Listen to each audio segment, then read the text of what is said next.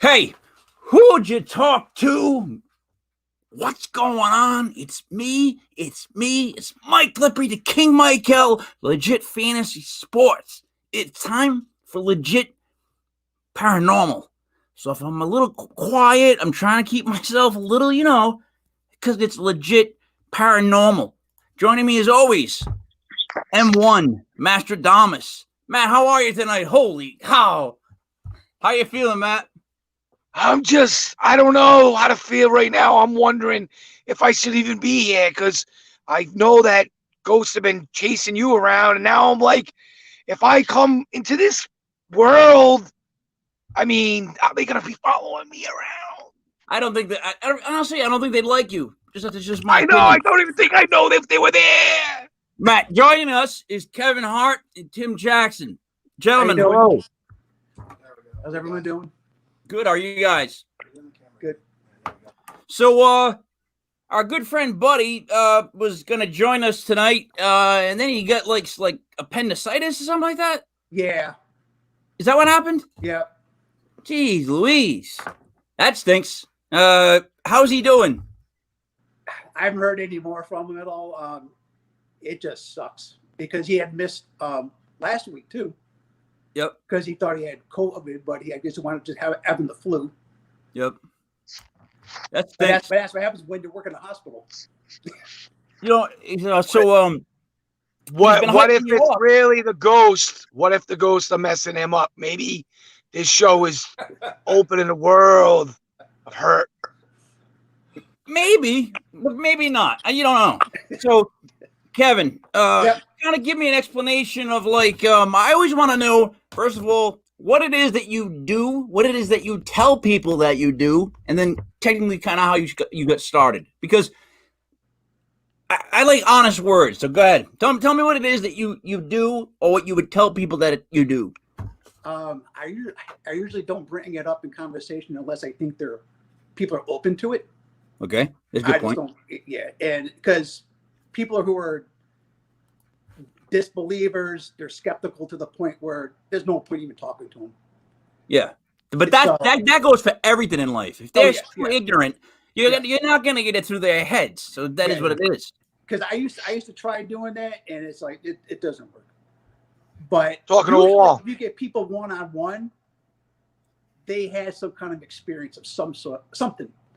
Either they saw something in the sky that they couldn't identify, a visitation possibly. They might have heard something and there was no one there. But they normally don't talk about stuff in front of other people because they don't want to be labeled crazy. Yeah, no, I agree. And it's like in my case, from early on, I had experiences, but I just accepted that it was real. And I was like 4 or 5 years old, and I would hear walking down the hallway almost every night, but it never went anywhere. And I never told anyone because what is anyone going to do? Call me a liar, and they're not going to fix anything. No. And then I remember when I started getting into this stuff, my mom goes, "Hey, when you were like 4 or 5 years old, I went upstairs to tuck you in, and there was a cold spot in the stairwell. And then it was like, that was kind of odd. And I went in your room, and I was adamant that she just tucked me in, even though she just got into the room. And so something happened there. Now, as a kid, I didn't realize that at all. And my mom never said anything because, what do you do? Scare me? That's about it. And then, but all these shows, when I was a kid, just watching all these stuff about UFOs and Bigfoots and stuff like that. And the area where I grew up in the Catskill Mountains area, probably I'd say 35 miles, 40 miles away from Cooperstown. And so it's a very rural area, a lot of farmland and hills. And it was kind of known as a hotbed for UFOs in that area. But until the TV shows came out, you never really heard about ghosts at all. And then the TV shows came out, and it was just a floodgate of people just, hey, I think there's something going on in my house. Yeah. And that's pretty much what started it, like that. You know what it is? Let me interrupt you real quick. Bigfoot's the one that I wish was real. Oh my God! If I wish that one thing was real, it'd be Bigfoot. I mean, I would want to hunt Bigfoot, not to hurt him, just to say that I was on an epic hunt for Bigfoot. That's something you can die and have on your gravestone. Matt, would you not like to try to hunt Bigfoot? Now, where I grew up, I mean, it's in a rural area, right? Up in the mountains. A year ago, someone goes, I ghost hunted one of their friend's house, and it turned out pretty good. He goes, my wife and I were up in Bear Spring Mountain, and it was just the two of us, and a big rock was thrown at us, and they had no idea where it came from. That's messed up. I got to go check that out. Yeah, rocks just don't get thrown. No, at least not that I know of. It was so big it shook the ground. Jesus Christ! And so we had to go up there. So, needless to say, I didn't get anything, but you started more with so it was a ghost type of thing. You had a feeling early on as a kid. You had cold spots. You felt like that it was someone there. Yeah, but even then, it was like I never was compelled to go out and investigate. But I would listen to shows like Art Bell. Yeah, they would talk about stuff like ghost hunting, and it was just fascinating. But I never felt like I needed to go do it. But we would talk about stuff like when we were kids, we were urban explorers. You go into investigate like abandoned buildings and stuff. And we always thought about, hey, there's a possibility there's a ghost here or something. So we always just accepted the fact that it's something that's out there, but never really got any evidence of it. And then I had a pretty crazy experience when I was 19, 20 years old, where I was I was staying at my parents'. I was in summer, beginning of summer. Just got out of college for the semester, and I'm laying there in bed, and I didn't want to get up, and I see this form of a body walking down the basement stairs, and next thing I know, I'm on my back, pinned down, and I couldn't move, and I had no idea what was going on, and I was fighting whatever it was. I was wide awake when it happened, and I'm like, that was crazy. I had no idea what happened. What part of you was being held down? It was my hands were being held back, and I couldn't move. And, Kev, and did you ever think that it might have been a female ghost? I don't know what it was, but all I know is I had a sensation of like just evil. Oh, all right. Now, then again, yeah. You think it might be a female ghost? I don't know, but all I know is as soon as I was able to move my right arm, it just stopped. Oh. And I jumped out of bed. I'm like, what the hell was that?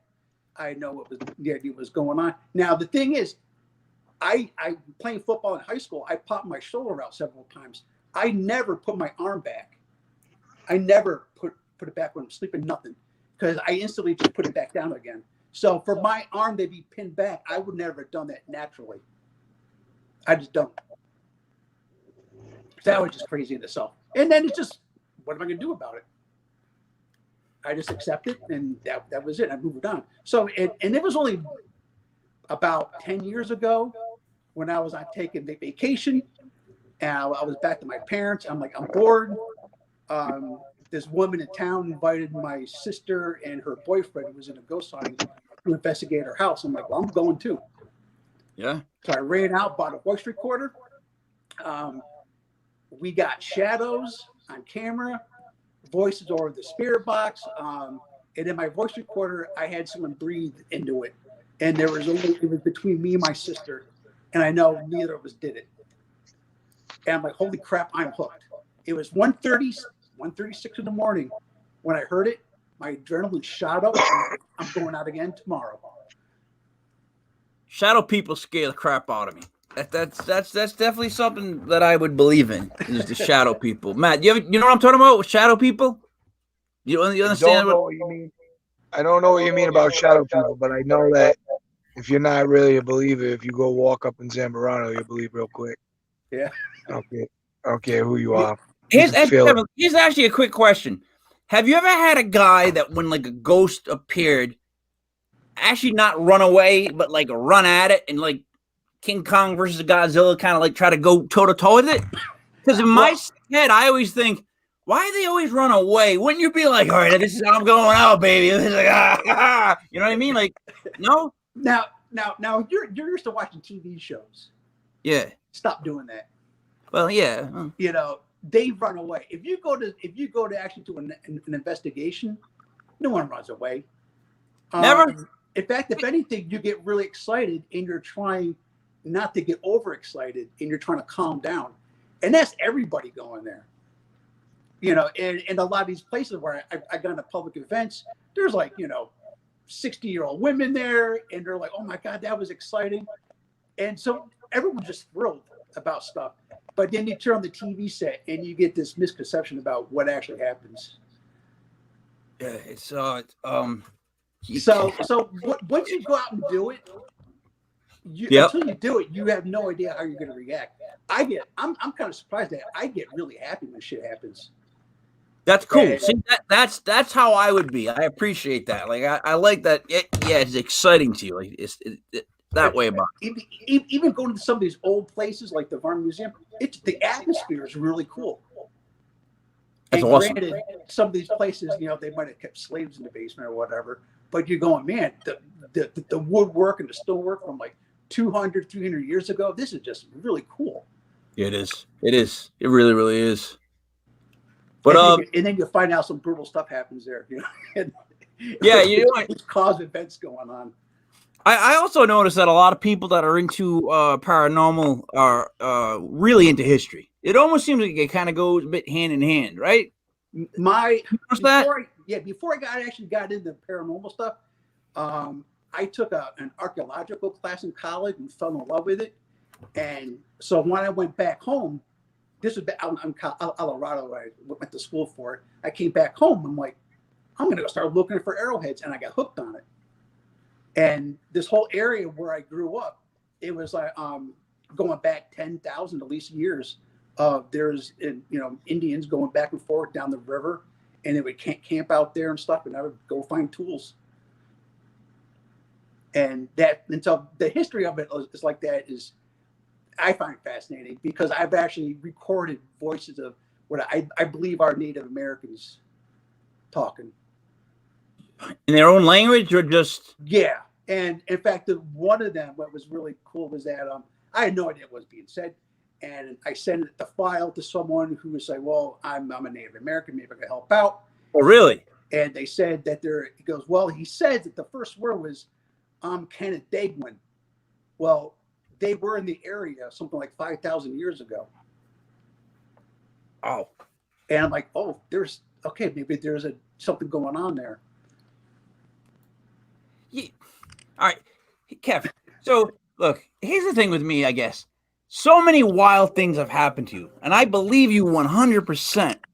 I mean, where I think a lot of people get caught off and jump off the train is that they say to themselves, nothing ever happens to me ever. Why does so much stuff happen to this guy?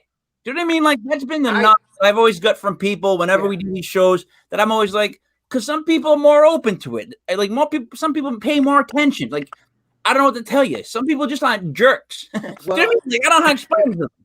Well, a good example is my dad. So when those ghost hunting shows first came on, he's like, this is a bunch of BS. It's all like balloon or whatever. Then when I started doing it myself, and I go, look, I just got back from this house. Listen to what I just recorded. He's like, I heard that. And then after a while, he was like, you know something? Because he was a telephone installer. He worked for the phone company, and you had to go into people's homes. He goes, I was in a basement once during the summer, and this cold air just blew out my neck. And he's like, maybe there was something going on there. And it's like that, and that's what happens too. It's like something would happen, but you don't accept it, perceive it. You don't question it. You just assume that something happened. Say like something touched your hair, and you just thought it was just a cobweb or a bug. So I think there's a lot going on that you're just not aware of.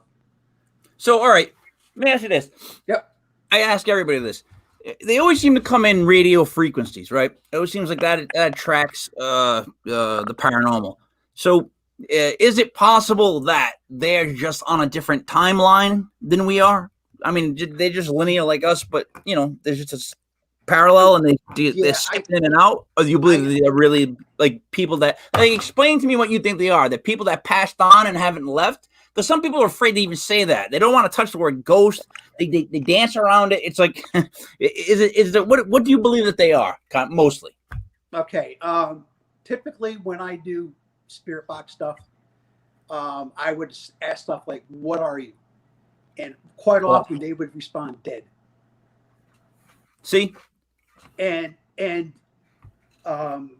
so I now, and then after doing this for a while, I'm pretty sure what this is a dimensional thing. And so when you talk about heaven, or whatever you want to call it, other side, heaven and hell, it's right here. Yep. It's right here among us. It's just it's another dimension, different frequency. Yep.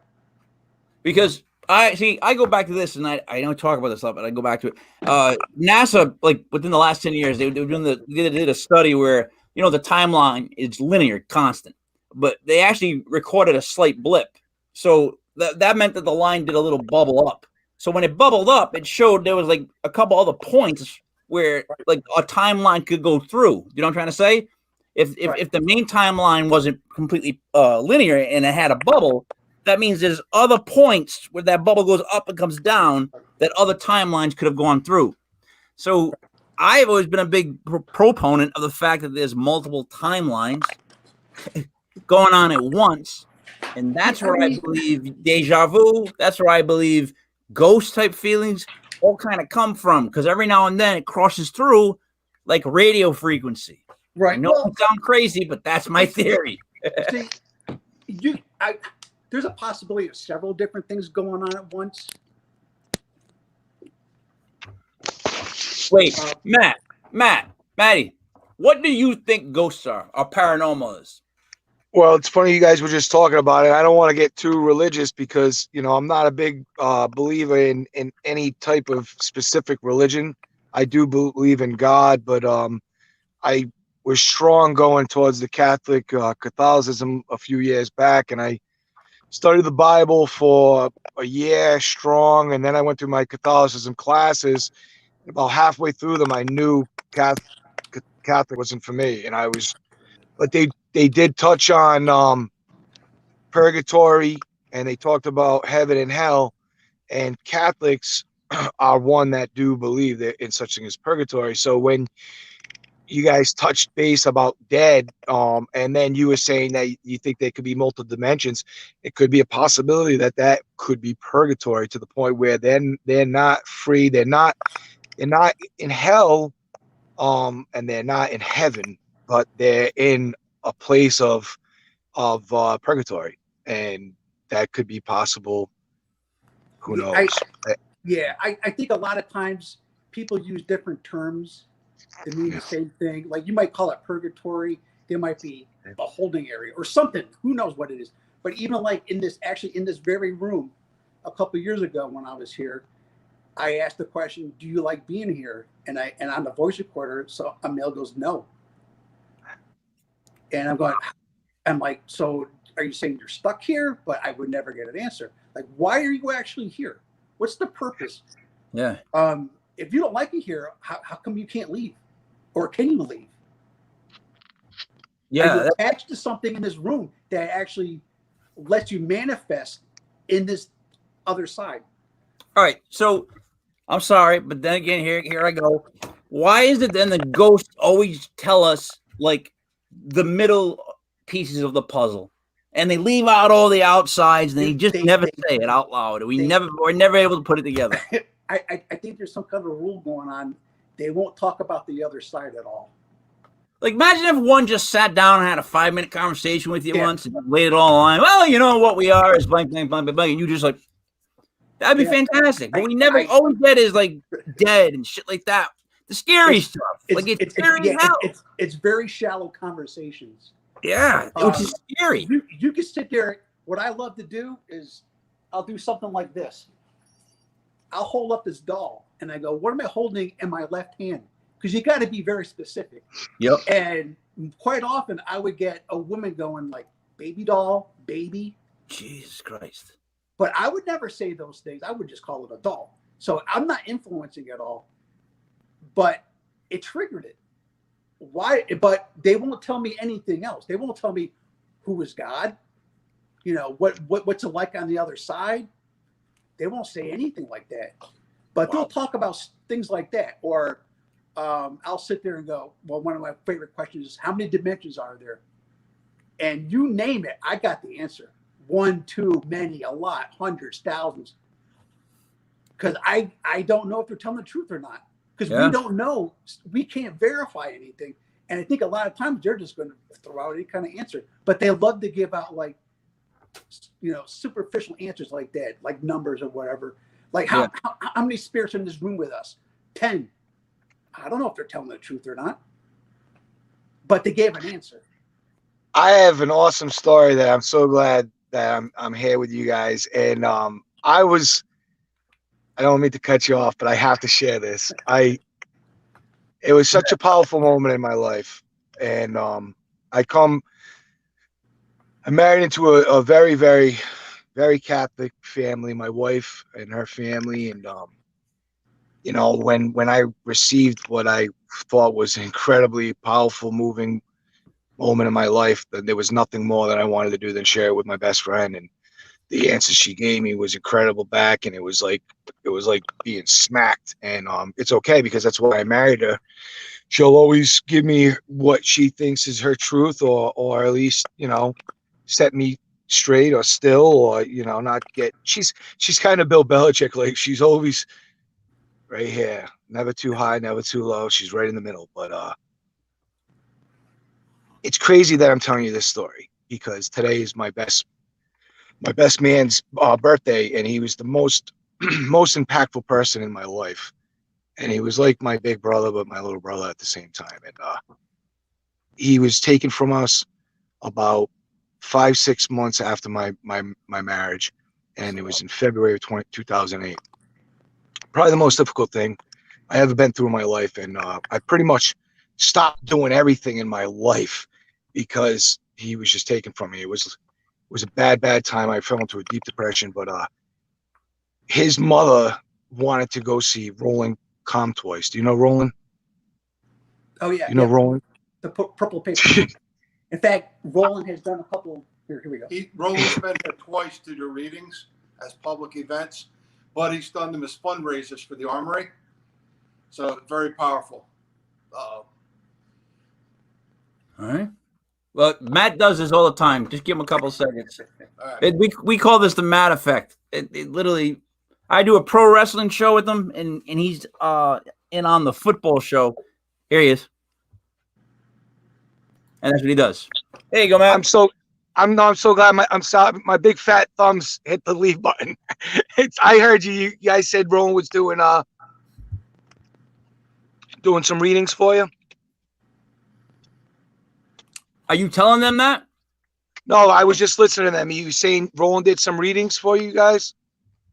Not for me. Did he do readings for you guys? Yeah. I think Tim in the You back. guys Was are it very Tim? choppy now. I can't understand anything you're saying. How about right now? So Okay, here we go. I got it now. All right. So you guys are saying you know Roland very well, and he He's did some done readings. events here twice, Matt. That's awesome. I was very skeptical, and I was invited by my best man's mother to go to see him, and it was just about 50 people. He had no idea that I was going to be there, who I was, and I liked it like that because he didn't know a background of me.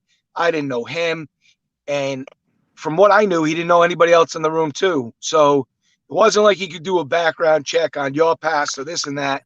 But I went there as an outsider, and I was like, I was focused on my man, but I've also lost my father.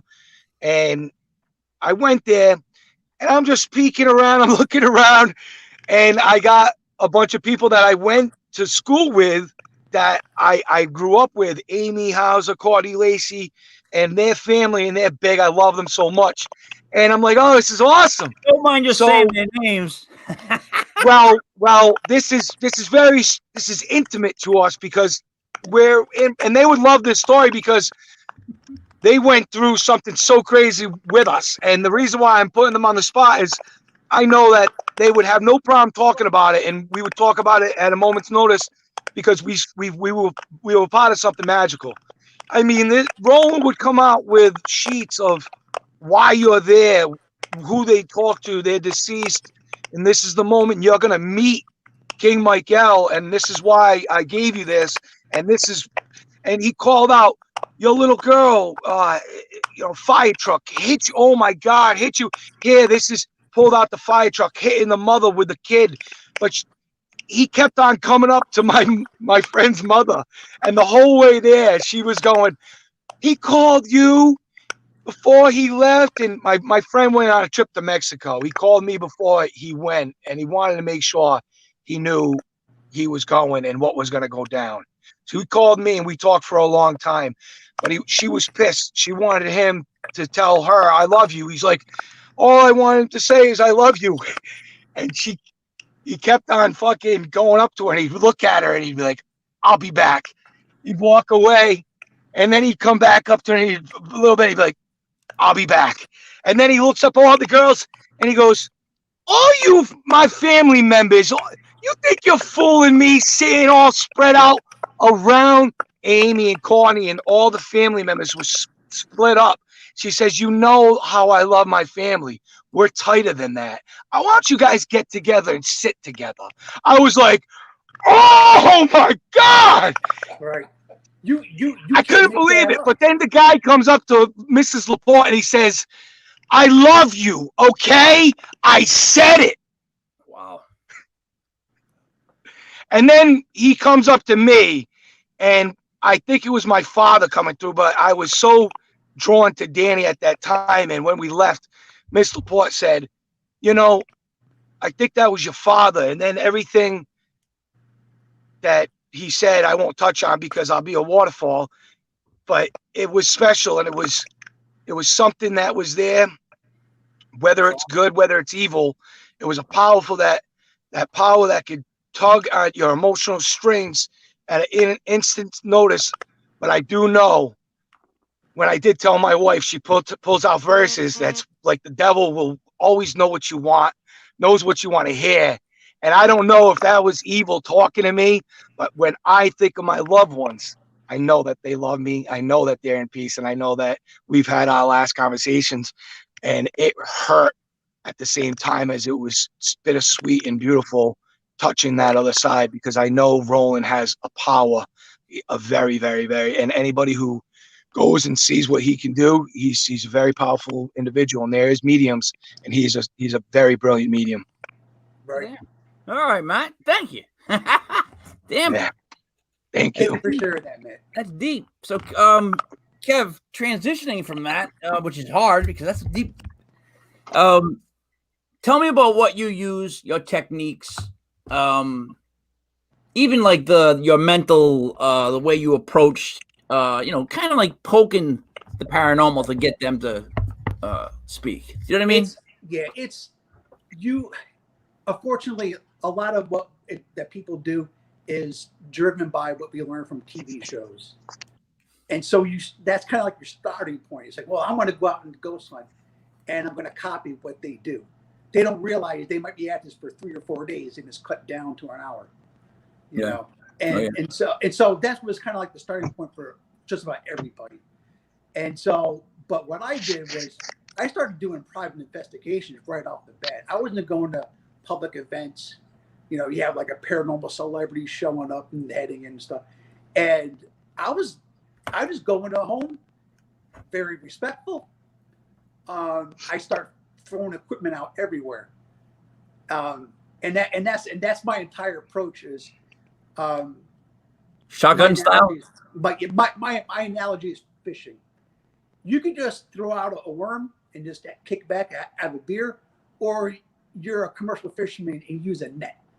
And you just cast it everywhere and catch everything. And that's how I approach my ghost hunting too, is that if one recorder is good, 20's better. Yep. Yeah, I call that. And that's exactly how I do it. So like I'll come into a room, and what I do is, right off the bat, I think you get a lot of activity right from the very start, because what happens is that whatever's there is happy that you're there. Yep. And they come down, and I've had stuff where I got on video camera, this ball of light about the size of a golf ball shot out of a doorway on the second floor, did a 90-degree turn, went down the stairs. You see it shoot down the stairs, and a couple seconds later, over the spirit box, someone yells, "Hi!" And that's common. They like I guarantee you, like if I came in here, they'd be like, "Oh yeah, it's Kevin. He's back again. Oh, there's Tim. We see him all the day. We're used to him. I'll drop in to say hi." And that seems like the common thing. So what I do is I'll go to a place, and right away I'll throw out voice recorders, because I know stuff is happening, and you could get some pretty good stuff like that. And then what I like to do is, and we're talking like I use a Olympus voice recorder, probably like $40-$50. I get them refurbished on eBay or Amazon.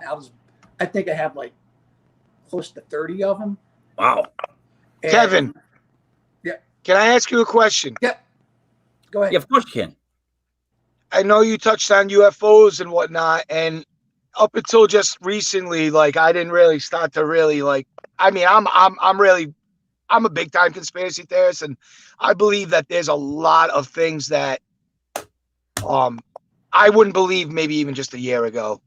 Do you believe that there could be a reptilian race? Do you think that there's a lizard people? Do you think there's lizard people?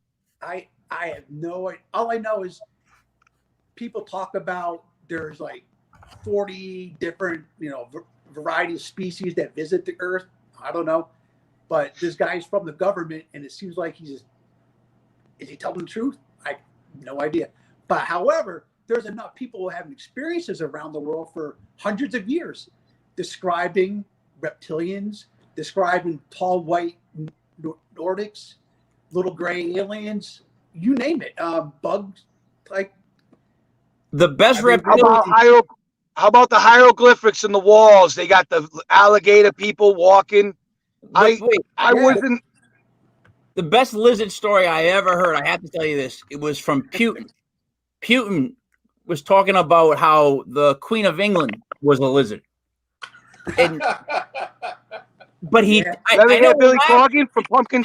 You ever hear? He tells the story. Listen, he tells the story in complete and total, like, honest demeanor. He said it in the sense that she showed her lizard side to kind of scare him after he was around her, to intimidate him. And he said that he was somewhat scared because she had like reptile teeth. They drink baby blood. They eat babies. They definitely drink baby blood. I guarantee you. What I'm saying is Putin sounded I'm really telling you. So it makes me wonder. Listen, all right. Remember Princess Diana? She was murdered. She was flat out murdered. All right. I was actually just listen. We'll do the crossword puzzle at the end of the TV guide. Let Kevin talk.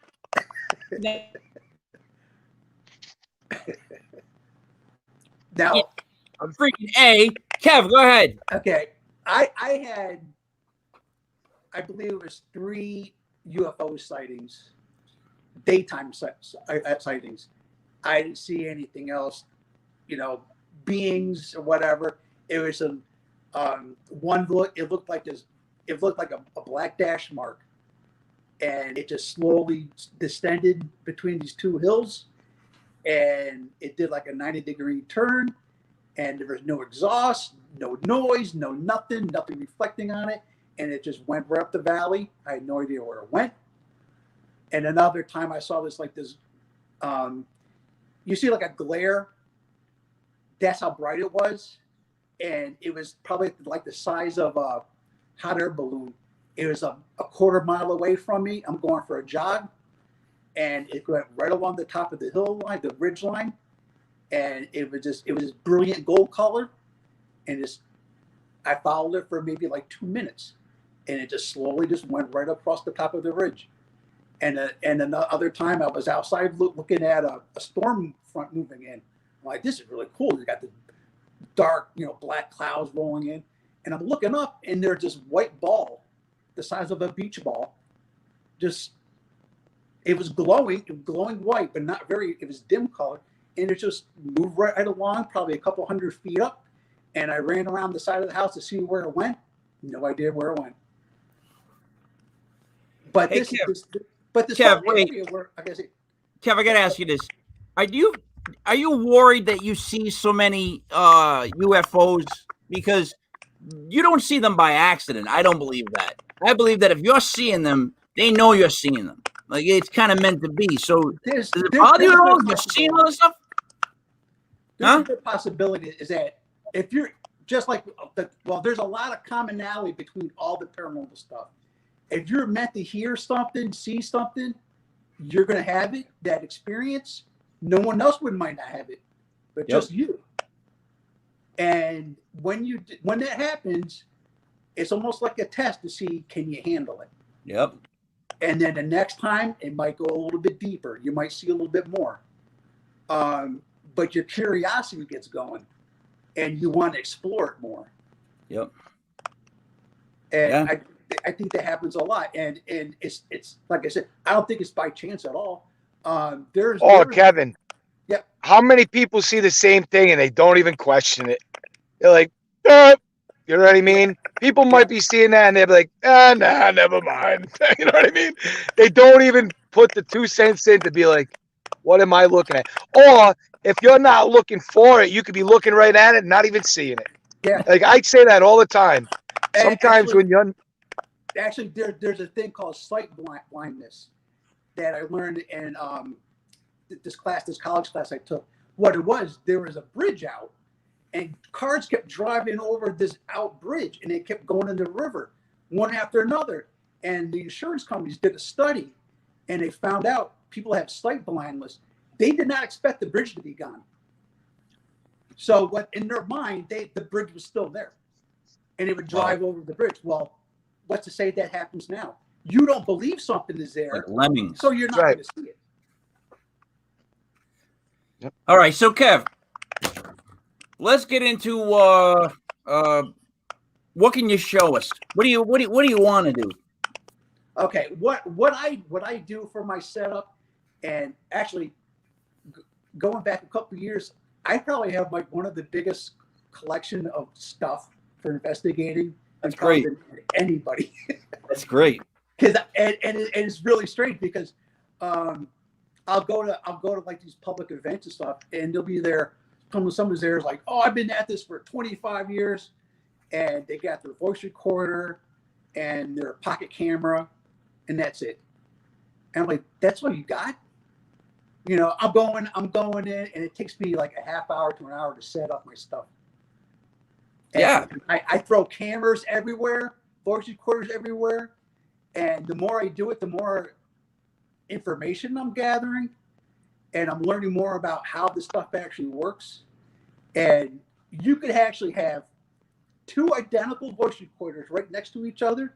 One would pick up a voice, the other one won't. Wow. And that happens all the time.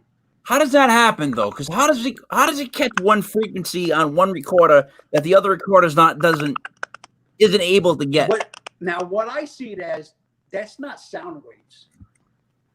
It's whatever's manipulating the device to pick up that sound. Oh, you think the thing is not physically, but literally not all the time. That one device. Yeah, well, not all the time too, because I've actually heard stuff with my own ear. It's really rare. I heard it in my own ear, and I had it recorded. All right. And I'm like, okay, how did that happen? Well, for some reason, like I said, I was meant to hear it. My sister, who's standing right next to me, is 10 times better hearing than me, didn't hear it. And yet it showed up on my voice recorder too. Wow. Now it's rare, but it happens. So that's something now. And then you take that knowledge and you build on it. Okay, what's the next thing I need to experiment with? That's why I kept adding more voice recorders, more cameras, more whatever. So you're like the Boba Fett of Buddy's friends. What's that now? You're like the Boba Fett Oh, God, of Buddy. Yeah, well, the thing is, it's like I'll go to an investigation expecting something on my research, and it doesn't happen the way I thought, or something new happens, and I run home, and I'll like listen. I'll spend hours, days listening to this stuff, watching stuff. And I guarantee, and 99% of what happens during that time. You're not going to experience anything really compared to what you actually hear and see on voice recorders, cameras. And so I go home and I'm like, I'm stuck listening to this stuff. However, the most amazing stuff happens then. And so I don't know where we went. So what happens is that I'll do these experiments and go, I got to try something new. I get on Amazon, I start buying other equipment, eBay, whatever, people that I've met who build equipment. And then we would just, I share my knowledge, and they try to rework their gadgets that they build, like the spirit box, and how I want it ordered, and they build it to what I want, and then I do experiments on it. And going back to the whole Catholic thing with heaven and hell and stuff like that. So I was raised Catholic, and one of the things that what I did, I'm the only one who has a pair of these. I have 2 spirit boxes that I use at the same time. They don't go limp. Like, now, I don't know if you're familiar with the spirit box, but what it is all it is. They call it a broken radio. It just doesn't stop sweeping, so it keeps scanning. And so if it picks up a sound, it just keeps going. Where if it was working properly, it would stop on that song or whatever if it's a strong enough signal. And so some of the builders, this guy here, Jay Prather, who built these here, he did it where instead of like going from like 1,000, 1,000, and just going up the scale, he has it bouncing around.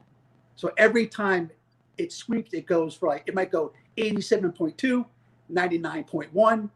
And so you're not going to get that bleed over effect that you would get from strong radio signals. You might get the same radio station that comes through like 3 or 4 different frequencies. And the one day I was at one of my favorite spots. I'm holding the 2 radios, and I said, "Where are you?" And the woman goes, "I'm the one in heaven." And on the other one, she says, "Kevin."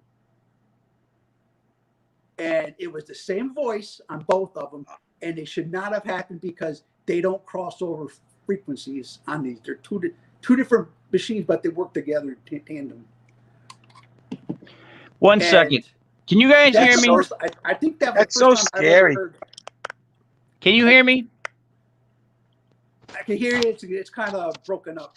Okay, so here's what happened. Now, I've been worried about doing this show all week because twice now I've had different radio speakers play like white noise out of the blue.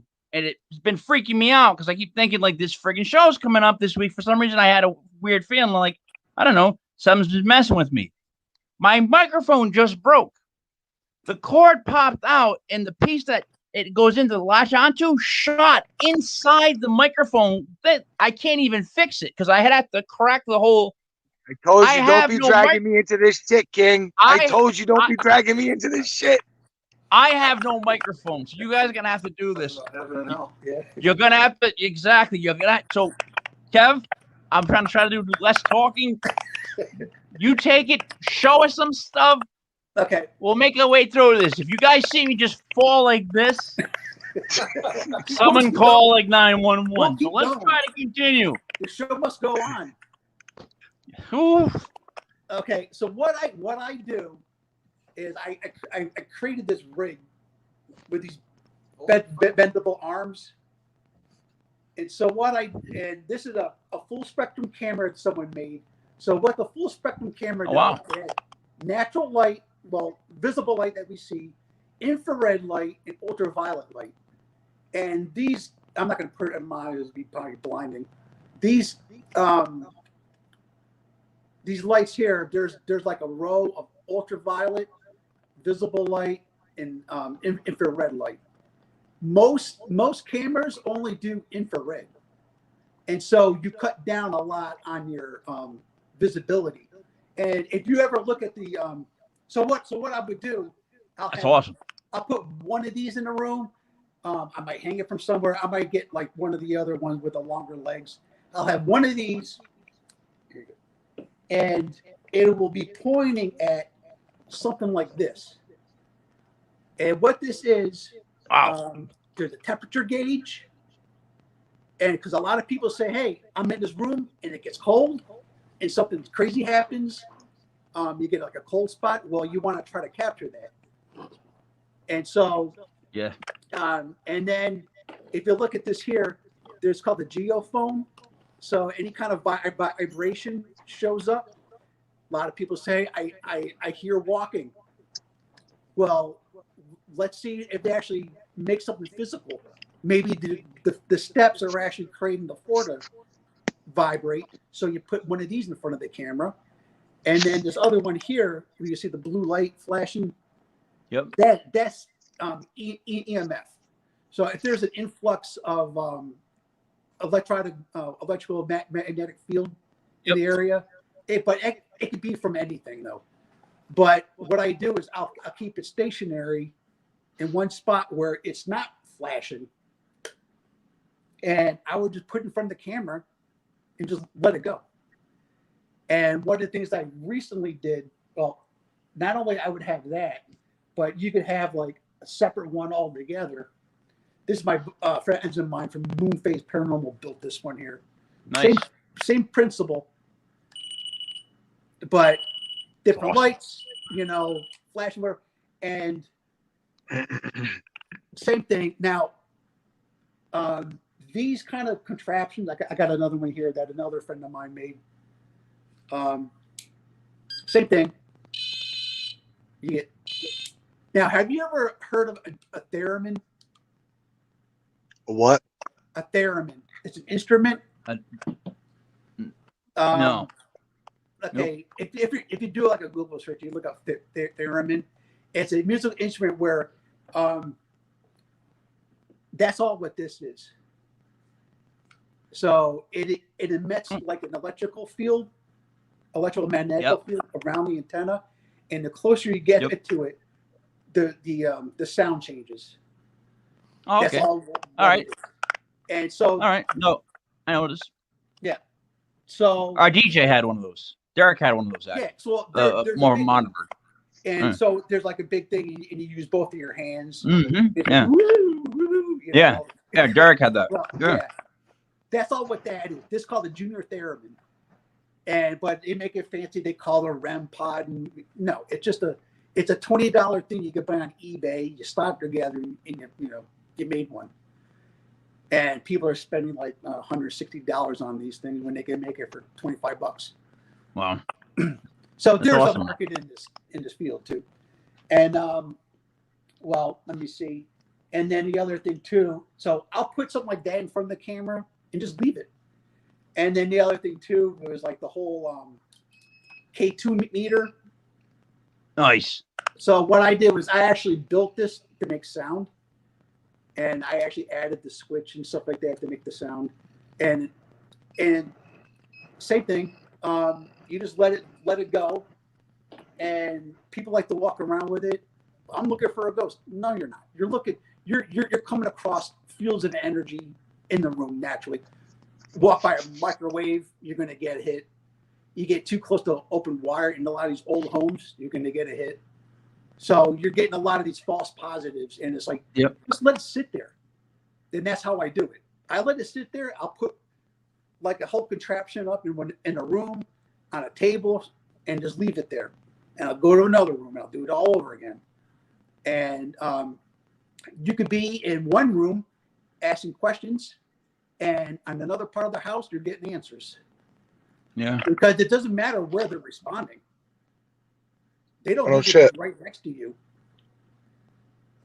And then with the spirit boxes, I've run 2 spirit boxes at the same time. I'll do it on the first floor, and I'll put one on the second floor. And you might get some answers upstairs, downstairs.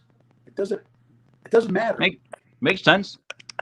And a lot of times is that, especially new places where they don't know you, they're very skittish and they'll stand off, and they'll be like, say, like in the attic, or in the basement or whatever, and they're kind of like, what are they doing here? And so they have to get to know you. So what you do, you put the equipment out where you think they're going to be, and then I just hang out pretty much in one or two different rooms, and that's it. Wow. Now I've been on 2 paranormal shows, Paranormal Survivor, and Nice. And one of them, it was really cool. They left out a lot of stuff, but I only had like 20 minutes or whatever, And so what was really cool was we were sitting at the dining room table. We were getting stuff, This is Paranormal Survivor? Yeah. You get knocked off? Is that what it kind of is? If you don't hear something? Well, Paranormal Survivor, it just they'll have an investigator and they'll go over a case that they did, and usually it's something scary. Yeah.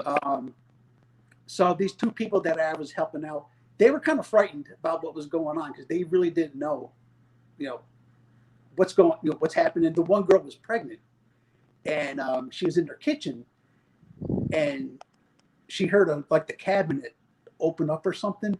She turns around and she feels a hand right on her belly. That's awful. That scared the crap out of her. That's when she contacted me. Damn. And, so let me get this straight. So you were on a TV show about it. It sounds like you take cases if people have ones that warrant you to go there, and it sounds like you should be in the market of selling equipment, right? So it seems like you make the best gadgets. Why would you not sell your stuff? Now I'll stop talking. What I do is I contact builders and I'll give them suggestions. There's kind of a market, but then there's not a market. But if you come up with something new and you put it on a TV show, everyone wants it. That's true. And you think in the right way. Yeah.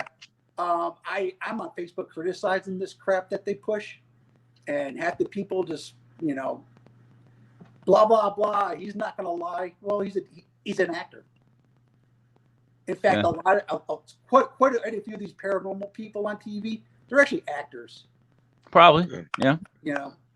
And there's a disconnect because people who are actually real investigators, they see this and they go, I'm not buying this. But the average viewer goes, this is awesome. I'm scared to death. They can't lie. It's TV. Yeah. Facts. Those are facts. Yeah. But anyway, so what I do is I'll just get stuff.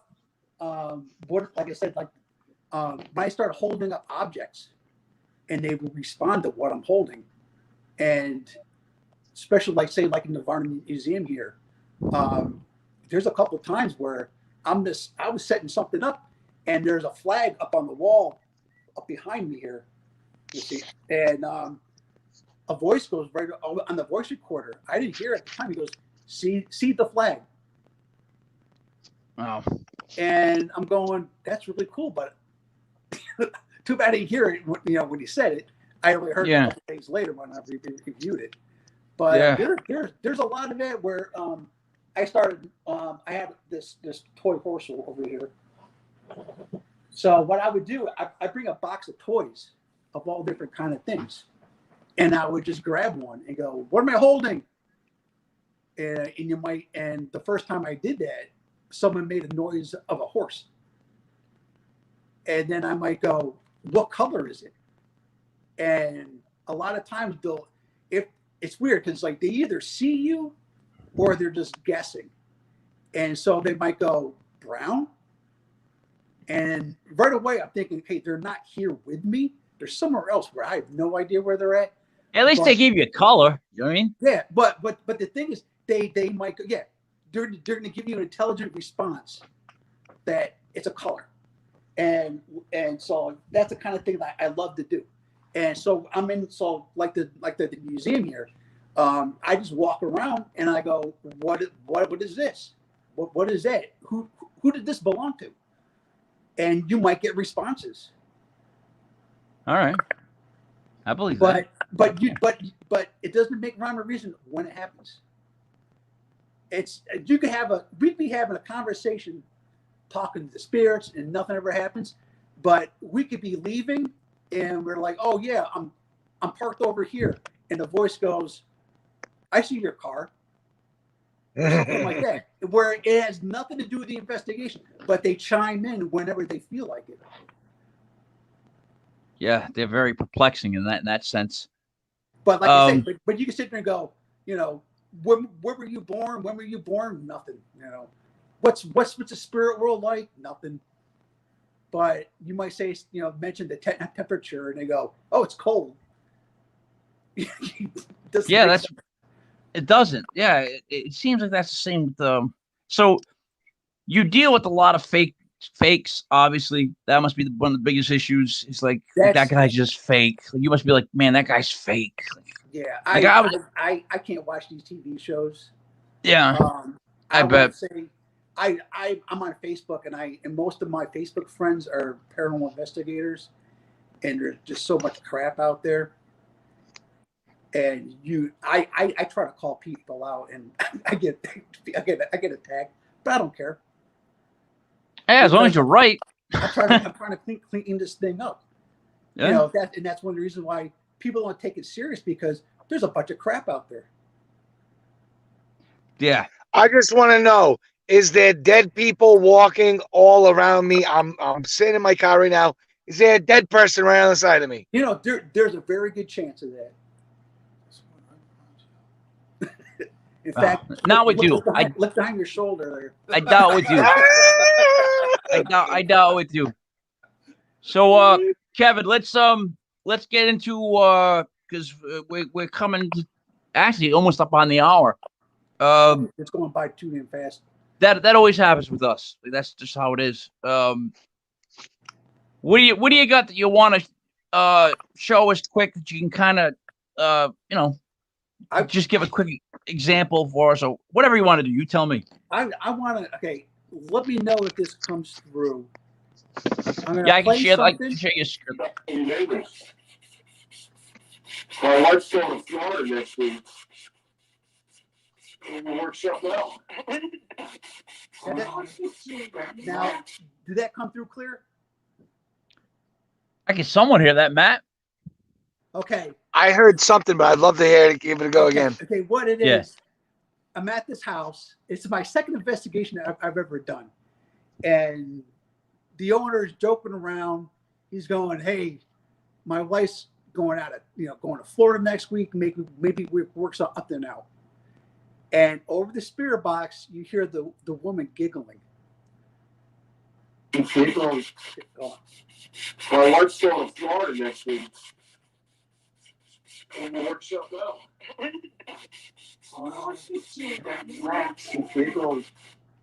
So stop. So wait, stop. Go back. Say it again, and then play it again. Just okay. Humor me, because that's kind of how it is with me. What am I listening to? Say it again, just one more time. You're gonna hear Wayne. I think he's from Staten Island, so he's got a little bit of that New York accent. He's like, "Hey, my wife's going to Florida next week. Maybe it works something out." And on the spirit box, you hear the woman. I heard that shit. Yeah, there's no woman in the room, huh? That came over a speaker. Oh shit! Play it one more time, please. Next week. We'll work something out.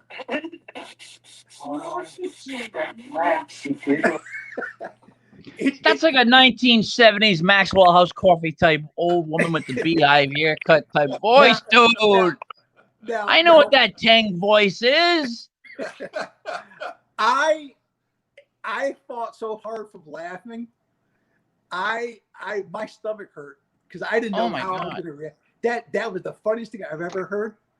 A week later, he said he's laying in bed. He thought his wife came, opened the door to the bedroom, walk around the side of the bed, and crawl in the bed with him. He rolls over. There's no one there. And I had never talked to him since. No, yeah, that's what I'm They saying. don't want me back in the house or nothing. But I got some cool stuff. And this came in. Now, this was in another room. We were just in that same house. We were literally just walking in the room, and the spirit box is off by the side on the dresser. It should come through.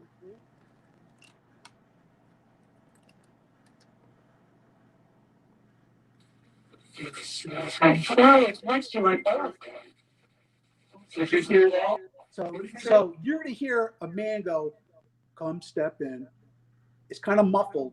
And then I think it was the same woman who giggled. She comes, "Come forward next to my bed," while we were walking into the bedroom.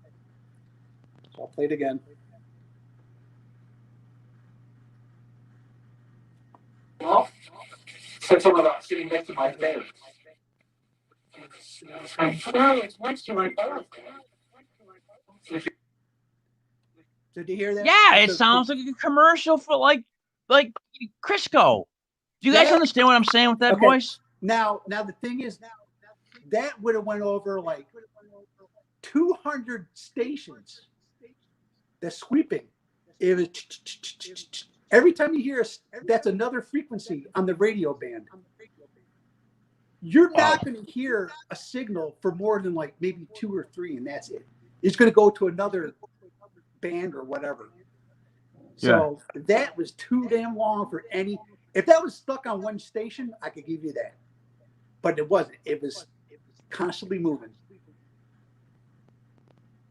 And what's great about that area of Walton, what's great, we only have like 2, maybe 3 radio stations, and because it's in the valley, so all the other frequencies, all the other radio, they're all blocked out. And so what you do is you let the radio run for several minutes, and you're not getting anything, and then you start talking and asking questions, you'll get responses. Well, if there was the radio, I should have heard the radio. And I never hear music. Yeah. And that's most of the time, that's what you get over the radio. And there's nothing tied to the voice. You don't hear music or anything like you would in a commercial. It's just the voice. And literally, we were just walking into the bedroom right next to the bed. Yeah. And that was the only thing that happened in that room. Nothing else happened. Just like with the giggle, never heard anything after that. Even though we were there in that room maybe for like another 10, 15 minutes. Yeah, that's definitely creepy. Now, you know, what do you say about that? But I'm going to try to get that Native American one that I got. This was me alone in a house during the day. The owners abandoned the house because they were so scared. They just left. That's what I would do. They had a priest come in once, and they said it was good for about a year, and then start up again. They had some medium or someone come in and bless the house and do like the stage cleaning and all this. Good for about a year, and start up all over again. And I'm like, well, if that's that good, I need to get it in there. And so I would go there during the day, and hopefully this comes through.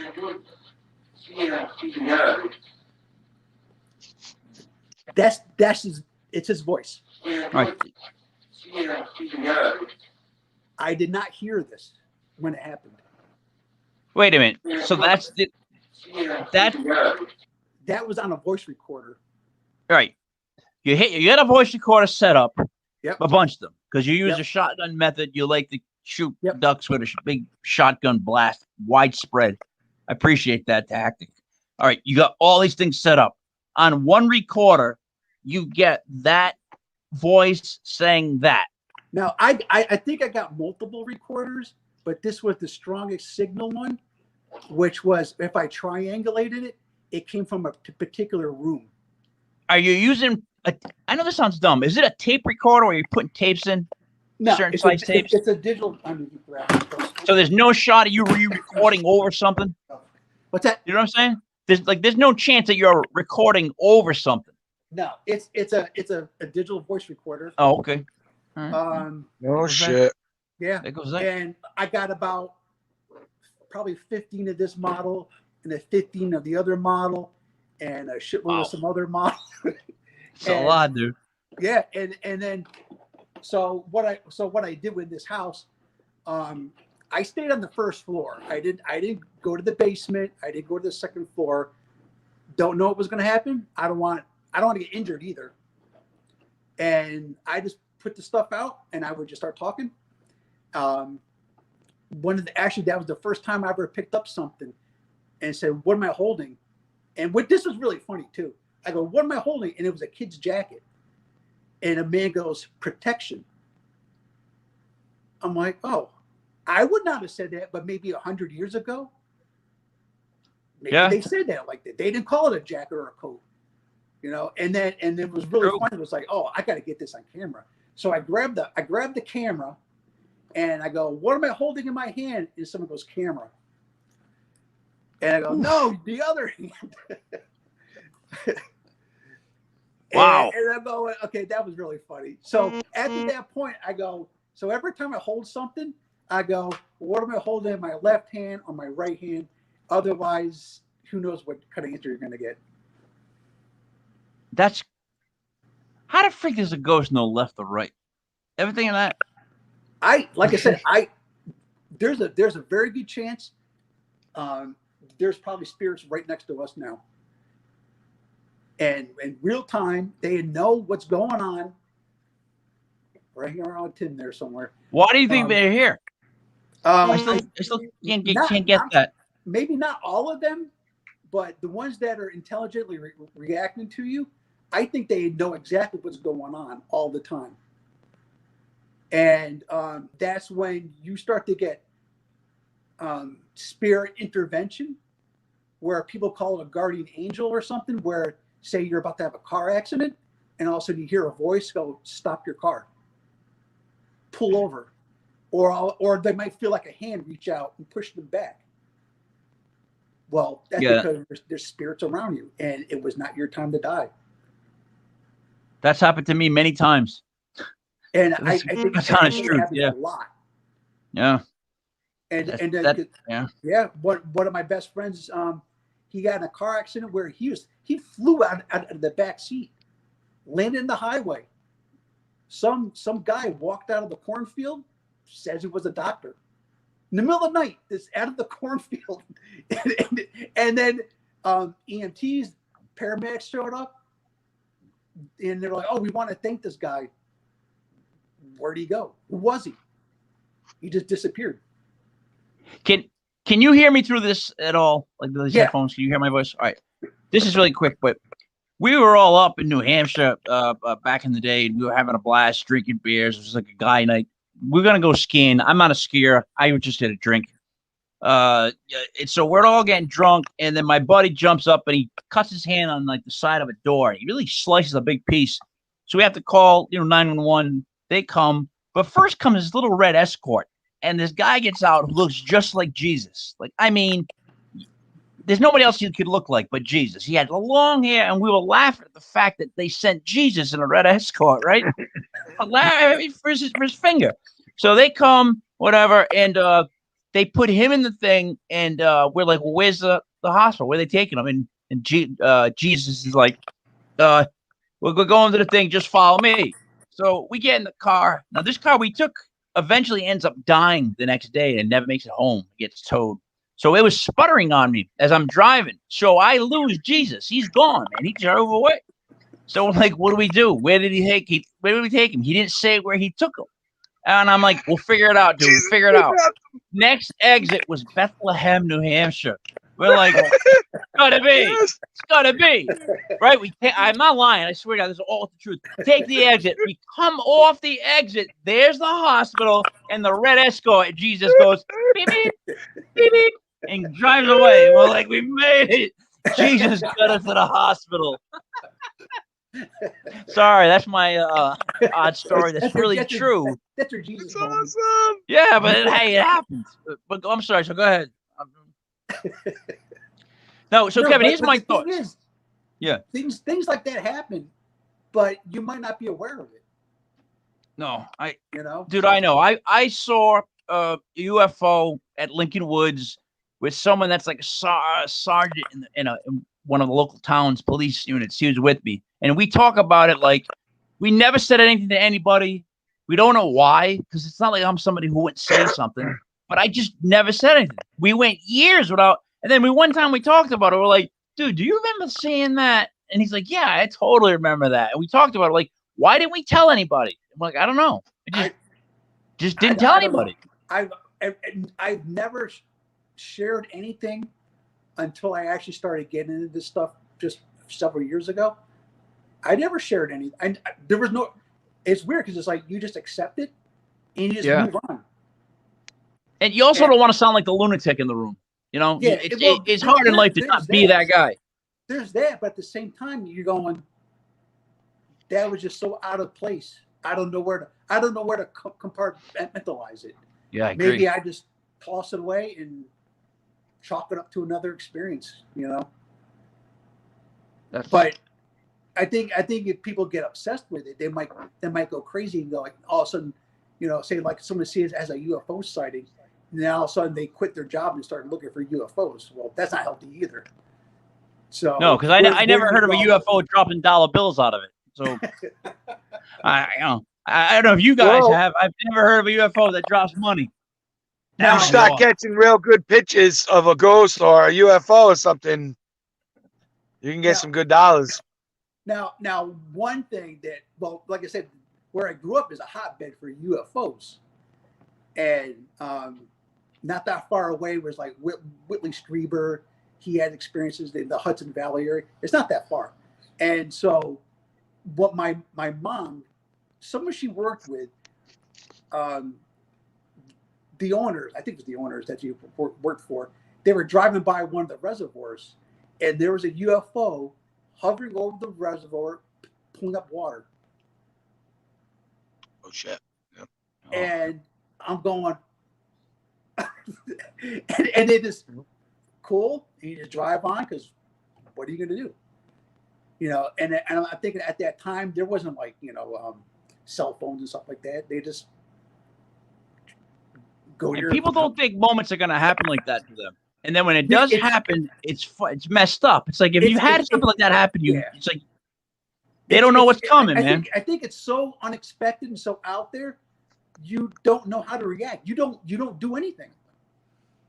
Like I think even when I saw those couple of UFOs that I saw, I don't think I would ever, if I had a camera, I don't think I would even thought about using it. I'm just in awe and I'm just looking at it. That's what it is. And I'm trying to figure out what the hell I'm looking at. Yeah, that's exactly it. That's exactly it, I think. I think that's it. I mean, I believe that's exactly it. That's why it is like that.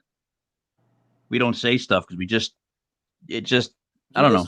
You just move on. Yeah, you do. You just take it and go. And like I said, I think this happens to everybody all the time.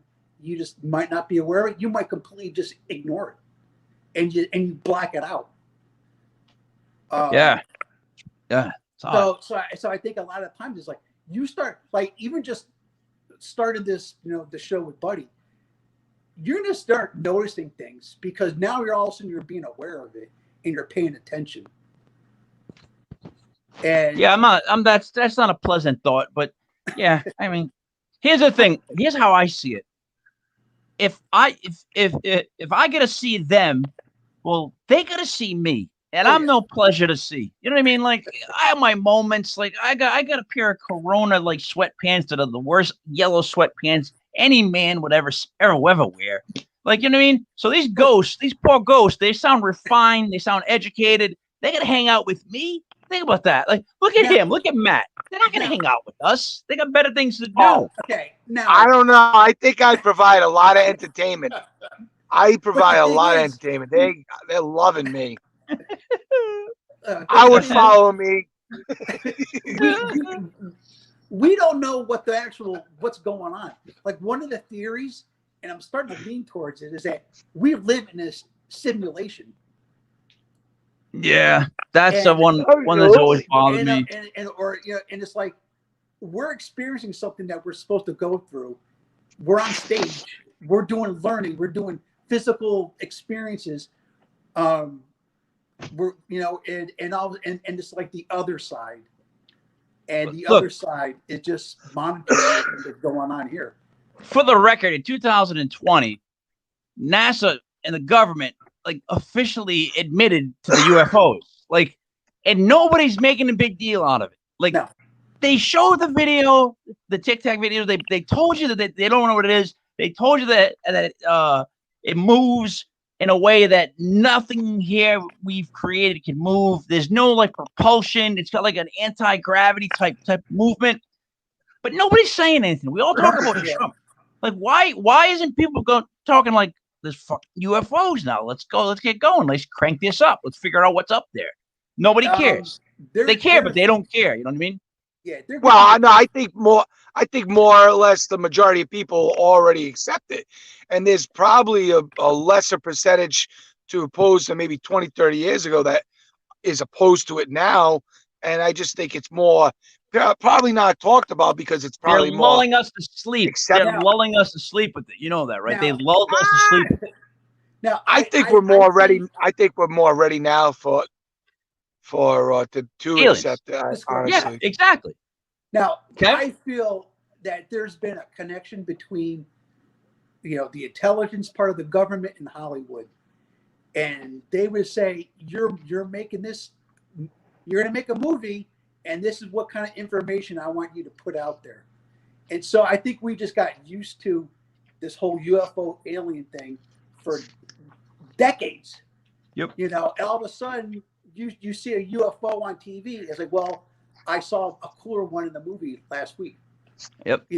So you got used to it, and I think they just slowly restarted releasing information, because even like the Tic Tac thing, there's probably millions of gigabytes of information out there of quality UFO alien sightings, shit that they see flying around the moon, around the sun, Mars, whatever, and I think there's a lot of stuff going on. They're just going to divulge a little bit at a time, and so you're not freaking out. Yep. Did you see that huge spacecraft that went up to the sun and attached it, and it looked like it was getting gas from the sun? It looked like was that the one that looked like a big bubble? It like a Death Star spaceship, Yeah, big bubble, like a big bubble, but it was huge, and it went up, and there was absolutely an arm that went right into the sun. And I mean, we just observed the sun. I've never seen that. That was captured. And I was like, unbelievable. Absolutely. It took up fuel. And the thing is, that's not the only one that they ever had a picture of. They've had some huge ass craft flying by the sun, and it could be like the size of the Earth or something. And the damn thing just flies by, and no one says a word. And just like anything else that's put out, if they said that, no one cares, because you got to go back to work tomorrow. The best. Plus, the best way to do it is just to do it right in front of people's faces. Like, that seems to work throughout all the years. You just want the best con is to just do it right in front of somebody's face. Do we work for them? Yeah. I think of this like this, right? I came up with this movie, Planet Pillages. We run through galaxies, destroying, raping the resources. And there's no reason why we don't care about the Earth. We never did. We're just here getting a little bit of crumbs, going to work, but we're absolutely raping the metals and everything, destroying the Earth. And we're an extension of them. They're checking in on us, they don't want us to blow ourselves up. But hey, act proper. What are you doing? I mean, the possibility. Pillages, I mean, you start going down a rabbit hole, you have no idea where you're going to wind up. Oh, I know. Like this whole thing with me doing this ghost hunting thing, I would just have the thrill one day. Now I'm on the freaking, I'm on YouTube watching interviews of theoretical physicists talking about what is consciousness, holographic universe, multiverses. and then I'm like, man, where's this leading me to? And one of the coolest things that I got into not too long ago is if you ever do like a Google search, glitches in the matrix. And So we have a Google rule on the show. I'm sorry, okay, on the whole website. go Matt to knows you it. We go to don't Google. YouTube. We don't. Okay. I refuse to Google during a Go, show because it's not go, authentic to me. I won't do it. He knows. I won't do sports stats. I refuse to Google. If I don't know it in my own head, then I don't know it. What is it, Kevin? What is it you want me to look up? Go to any search engine. All right. Particularly, particularly YouTube. All right. Good. Look up glitch in the matrix. Glitch in the Matrix. And you'll hear stories of people talking about their glitches that they experienced. Glitch in the Matrix. Glitch in the Matrix stories. So someone goes, hey, I don't believe this whole, simulation thing because you see errors. Well, these glitches, they're errors. And it could be stories about a person walking down the street and they walk by the same person 3 times. One after Hold on, another. I'm sorry. I don't mean to be making this noise. Hold on. And there's this one that was not too long ago. I don't know if it's real or not, but people are standing around and they're watching a seagull stuck in the sky. Can you see and this? They're all going, what the hell is this? Also, and then it just flies away. Like and subscribe right now. We're going to have terrible luck for the next week. This is Glitches in the Matrix. So you just look up glitches. Secret about the origin of life. Stories, Too long. Glitches in the Matrix stories. Key to our All liberation. right. And there's a couple of different YouTube sites that have these glitch things. This is I wish you guys knew that this is taking control right here. This thing is doing so. Oh, all right. Yeah, and You see this? There's a ton of these stories. I'm trying to get it off. It won't shut off. That's making this. That's probably a glitch. That's another glitch. Fucking. So. Anyways. So the whole thing of this whole ghost thing. Well, there's a relationship to UFOs. There's a relationship to cryptids, glitches. There's all this, and you can't just look at one thing and ignore everything else because there's a lot of crossover, I think. True. And I agree. And so like I say, if you all of a sudden you're gonna open up yourself and start paying attention to things, and you're gonna start experiencing things that you never thought you would. And I think that happens to a lot of people in the field where, like with Tim, he had experiences here in this building. He's accepted it, I guess, now, and now all of a sudden, he just earlier, talking about sitting in the office, here's the door open, footsteps. That was Wednesday, yeah. Heard the door open, heard the door close, heard footsteps in the hall. Nobody in the hall. Pulled up the camera. Door didn't open. Nobody was in the hall. But I'm not really given to hearing things, but I heard that. No shit. That was a Silent Bob moment of the show. Before. It happened to the curator, but the door actually opened and closed by itself. And he heard the footsteps, and you can see in my camera listening as the footsteps approach the door. And then you can see him get up and look in the hall, and there's nobody there. But you do see the door open and shut all by itself. Wow. So. Christ. All right. Here's what I think we should do. I would love to have you guys back. That way we can start where we left off and get into whatever you want to get into. I can also get this vibe off me and get these technical difficulties fixed a little bit before I start talking to an Atari controller, for Christ's sakes, because I got nothing left here.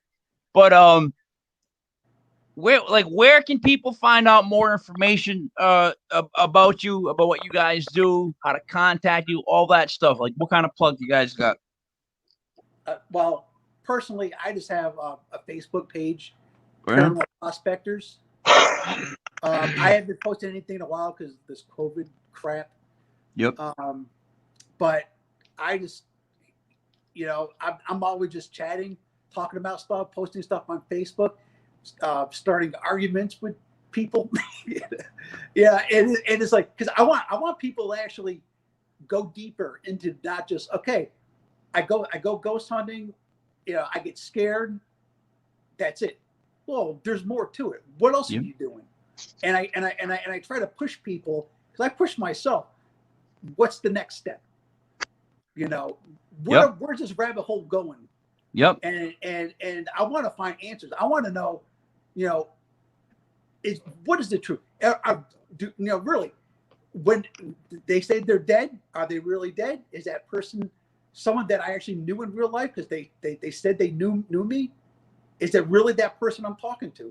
The essence of that person? You know what it is? Here's what it comes down to, I believe, is do you believe in the soul? There's the heart, the mind, but you have to actually believe in a soul. And I tend to. So that's what I think lives on, because energy, that theory is once set in motion, it never stops. So we never really technically stop, right? That soul never technically stops. It shouldn't. Right? What's really funny is one of the things I learned was that there's no definition of consciousness. There might be 7, 8. No one knows what the hell consciousness even is. People go, oh, it's in this part of the brain. It's in this part of the brain. No. Consciousness is that soul part of you that when your body is gone, you just move on to wherever it is. Yeah. Maybe it's reincarnation. Maybe you go to the other side. Maybe you get reclaimed in the big cosmic consciousness, and you're just another part of God, the creator of everything. No one, or nothing could happen. Yeah. Like literally nothing could happen, which I mean, I would like to go on adventures. I would love it if I passed away and then all of a sudden I was in some sort of spaceship and I got to go do some sort of that kind of stuff. That's where I want to go. Send me there. I don't know if I can request where I want to go, but I would put in my request or something. I think I would be very wary of giving up your blood over this COVID situation. I think there's a reason they want your blood. But I think your DNA I'm serious. And I think that everybody. They do that Ancestry.com thing? I can't even believe it. Frig is going to send in for that. I actually did that. Did you? Why would you give your DNA to Don't do it? Because when I joined the army, I gave my blood then too. I know, and I done. So they know where I come from. Yep, but they Matt do. Was in they the want army too, but I still would not give my DNA on a swab to some Ancestry.com thing, because you know what? It's all a scam. I'll tell you what you're made of. You want me to? You got a little bit of Irish, English, I don't know, maybe a little Italian, Portuguese. It was actually pretty accurate, because I have a couple of my relatives who did their own research, and you're going to get a kick out of this. My 43rd grandfather was a saint, and he was the saint Arnulf of Metz, and he was the patron saint of hops. Hops? Hops. There's a stained glass window of him in Belgium, and he's holding a hops rake and a fish. That's awesome. And there's a company in Texas that makes St. Arnulf beer, and I think they still celebrate him in Belgium, because what he did was he brought beer to the people, because the water was shit. And they would love you there. It was killing people. So what the fermented beer killed the bacteria, and people drank beer, and that's one of the reasons I think that man's a saint. He made a mistake because he turned water into beer. You know what? Yes, he is. That's awesome. That's awesome. All right, so let's leave it at that. Let's reconvene, because I'm actually hearing in my headphones. It's my time to go. That's where I'm at right now, mentally. So, Kevin, Tim, thank you guys so much. Kevin, Tim, really appreciate it. I had a great time tonight. It was great. Great meeting you. Hey, if you guys come up with questions and stuff like that, come up with anything, contact and message me, because I can talk about anything. I could ramble on about just talking about a stupid spirit box for an hour. Trust me, me and him we can ask We can questions. too. So this will go on for a long time. I look forward to it when we get a chance to do it again. So thank you guys. Matt, you all set? Yeah, yes, sir. Gentlemen, All have a right. great night.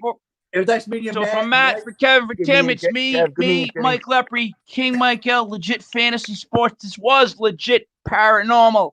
Thank you very much. We will see you next Sunday. Be good.